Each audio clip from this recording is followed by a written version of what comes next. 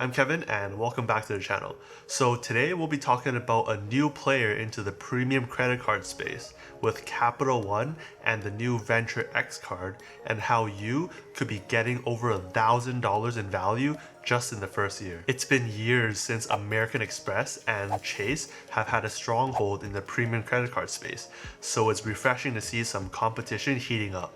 And spoiler, I think they're gonna do pretty well. That said, applications open Tuesday, November 9th, which is just a few days away, so let's dive right in. With most great credit cards, they come with great sign-up bonuses, and the Venture X card is no exception. For signing up and hitting minimum spend, you'll be getting 100,000 Capital One points, which is worth at least $1,000 when booking for travel, like hotels, plane tickets, and more. Sometimes those 100,000 points could be worth much more when transferring to travel partners and redeeming it that way, which we'll go over more later in this video. On top of that, you're getting $200 in vacation rental credit like Airbnb and VRBO in your first year, which should be pretty straightforward to use. So just on the sign-up bonuses alone, the 100,000 points is worth at minimum $1,000, and then you have the $200 credit for vacation rentals, coming up to a total of $1,200. With the annual fee being just $395 a year,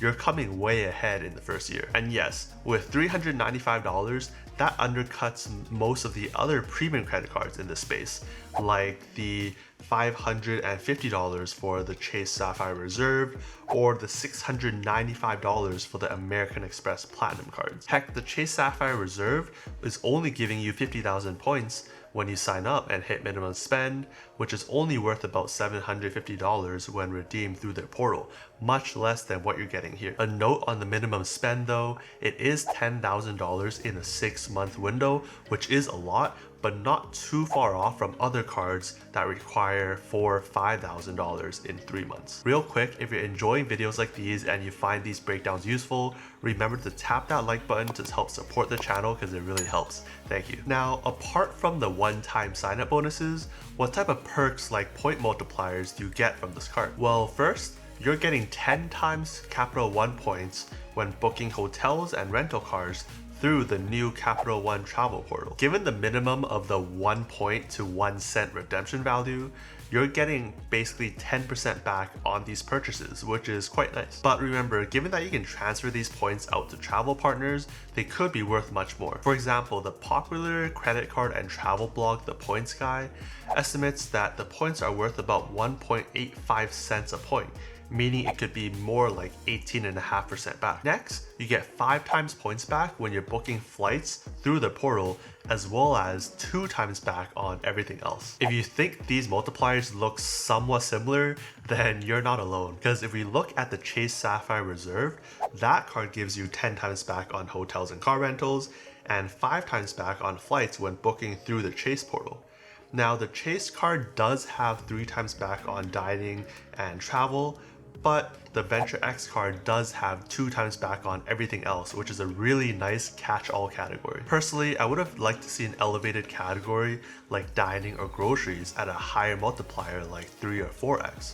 But given the $395 annual fee, they probably couldn't have thrown everything in, and having a 2x on the catch-all category does make it a more simpler to use card. At a lower annual fee than most other premium credit cards, the perks on this is pretty good already, but there's still a bunch of other benefits that come with the card. And so first up, you're getting $300 a year in travel credit when you're booking through the new Capital One travel portal. Now, I know that American Express and Chase portals do have the prices fluctuate a bit and sometimes have a premium over if you book through Google or Expedia. But with the Capital One travel portal, they do have some interesting protections that we'll go over later in this video, but in short, it is easier to use. Next perk, you'll be getting an anniversary bonus starting from your second year of having the card of 10,000 miles, which is valued at $100 when redeemed through travel. On top of that, similar to the American Express and Centurion lounges, Capital One is building out their own network too, starting out with the one in Dallas-Fort Worth and having 2 more coming soon in Denver and Washington. With the Venture X card, you're able to get unlimited access into these lounges, as well as bringing up to 2 guests with you. It really seems like Capital One is taking direct shots at the American Express Platinum and the Chase Sapphire Reserve cards here. With this card giving you up to 4 free authorized users you can add, and with authorized users also getting the entry into these lounges and being able to bring their 2 guests, you could be going into these lounges with pretty big parties. So again, these perks are pretty amazing. With just the $300 in travel credit and the 10k points or $100 of value in anniversary bonus, that's $400 a year starting from year 2. Meaning with the annual fee of $395, if you're able to use both perks every year, then you're coming out ahead by $5 just by keeping this card open. And that's on top of getting all the other perks like lounge access and authorized users. Not mentioning the application credit refund you get when you're applying for global entry or TSA PreCheck, which is a perk that a lot of premium credit cards come with. And with the Venture X being a Visa Infinite card, you're getting a bunch of benefits that more expensive cards like the Chase Sapphire Reserve have too, like return protection, which gives you peace of mind when you're shopping, knowing that you'll be reimbursed up to $300 an item or $1,000 per year if you want to return an item, but the retailer won't take it back. Either it's a final sale or something like that. Trip cancellation, interruption, and trip delay if it happened due to a list of reasons that include weather, strike, or equipment failure. To travel accidental insurance, concierge, and primary rental insurance that would save you $20 to $30 a day when you're renting cars. Extended warranty for items with a warranty of 3 years or less, you'll get a 1-year extension on that. To cell phone protection up to $800 and much more. If you have another Visa card already, like a Visa Signature or a Visa Infinite, you may have these perks already. But if this is your only premium card, then it's a nice list of perks to have. I'll link an official list with all the details about the Visa programs down below. Along with this card, Capital One is also kicking off their new Capital One travel portal. This is similar to the Chase Ultimate Rewards and the American Express portals, where a lot of the benefits are given when you're booking through their ecosystem. Likely because they've signed agreements with these type of companies, so they get a kickback when you book through them. But the interesting thing here is the type of callouts they have on the portal. They're saying that with a 95% accuracy, they can predict when is the best time for you to book, which will save you an average of 50% off. On top of that, they'll give you free price drop protection and refund you the difference if they're wrong. They must be really confident in their predictions if they're giving this type of protection. Not just that, they're also guaranteeing price matches to Expedia and other travel sites and refunding differences in travel prices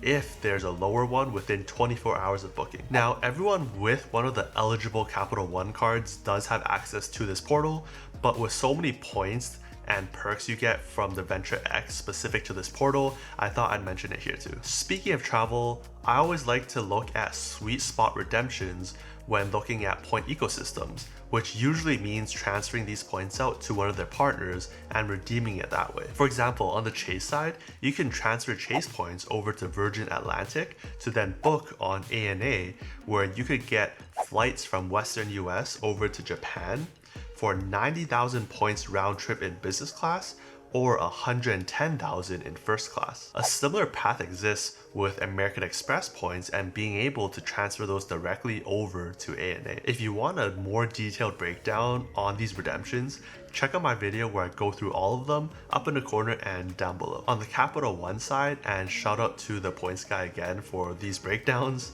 there are a few sweet spot redemptions, like business class to South America for 50,000 points, or economy class to Hawaii for 7,500 points. That means 15,000 points round trip. With the 100,000 point sign up bonus, that means you could get 6 round trip flights over to Hawaii just on that alone. There's also some sweet spot redemptions when you're flying short haul within the US, and probably my favorite would be the 90,000 miles in Lufthansa or ANA first class when transferring through the Avianca Life Miles. If you want a breakdown on all those transfers and redemptions, I'll link the article down below as well. So this card has been rumored for over 2 years, with the original article calling this out in August of 2019. While it was supposed to launch in Q2 of 2020, I'd imagine all the slowdowns in spend and travel in 2020 pushed it back to now when those things are starting to pick up a bit. Unfortunately, the rumored 4 times back for restaurants didn't make it through,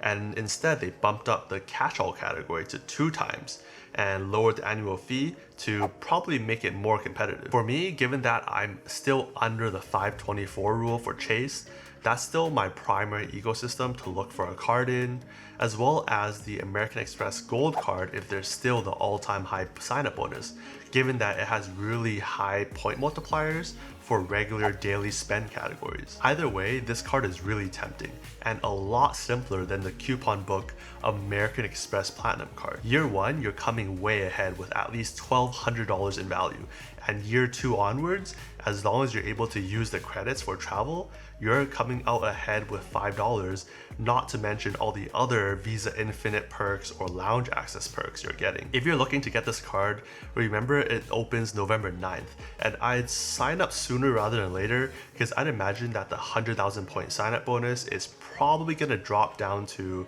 a more reasonable 50 or 60,000 points, just like the Chase Sapphire Reserve did when it first came out. Anyways, if you want other great cards to compare to see which cards you should get, check out my video that I break down a lot of awesome cards up in the corner and down below. And with that said, thank you so much for watching. Let me know down below if you have thoughts on the card as well and if you plan to get it or not.